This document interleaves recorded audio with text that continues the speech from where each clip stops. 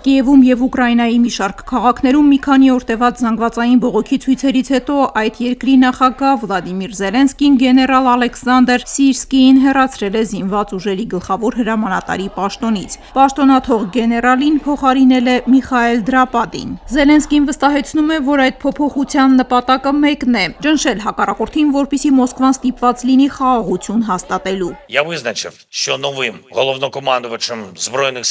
Ես որոշել եմ, որ Միխայել Դրապատին կդառնա Ուկրաինայի զինված ուժերի նոր գերագույն հրամանատարը։ Սիրսկին արդյունքներ է ապահովել Կիևի պաշտպանության, Խարկովի հարձակման եւ Կուրսկի գործողության ժամանակ։ Մենք երկար ճանապարհ ենք անցել։ Ուկրաինայի պաշտպանությունը շարունակվում է եւ յուրաքանչյուր զինվորի պետք է արժանապատվորեն վերաբերվել։ Ես շնորհակալ եմ Ալեքսանդր Սիրսկիին եւ յուրաքանչյուր զինվորի Ուկրաինայի ռազմաճակատում ամուր դիրքերի համար։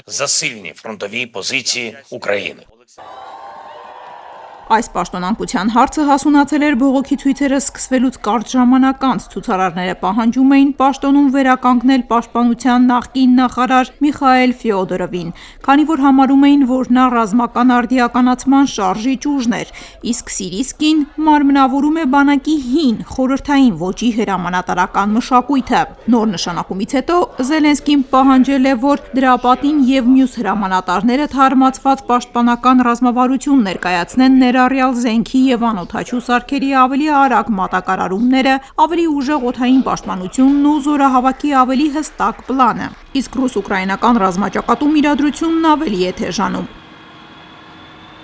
Ուկրաինական կողմը հաղորդում է, որ Զապորոժիեի վրա ռուսական ուղղորդվող օդային ռմբակոծությունից առնվազն 3 մարդ է սպանվել, 13-ը վիրավորվել են։ Ի պատասխան Ուկրաինան դարձյալ հարվածել է Վալբերիսի խոշոր պահեստների, այս անգամ Կրասնոդարում եւ Ստավրոպոլում։ Հարձակման փաստը հաստատել է առևտրային այդ հարթակի հիմնադիր Տատյանա Կիմը։ Հարձակման է ենթարկվել նաեւ Ռուսաստանի Կրասնոդարի երկրամասի Արմավիր քաղաքը։ Ըստ ուկրաինական աղբյուրների հրդեհ է բռնկվել արդյունաբերական գոտու նավթաբազայում։ Աննա Նազարյան, Ռադիոլուր։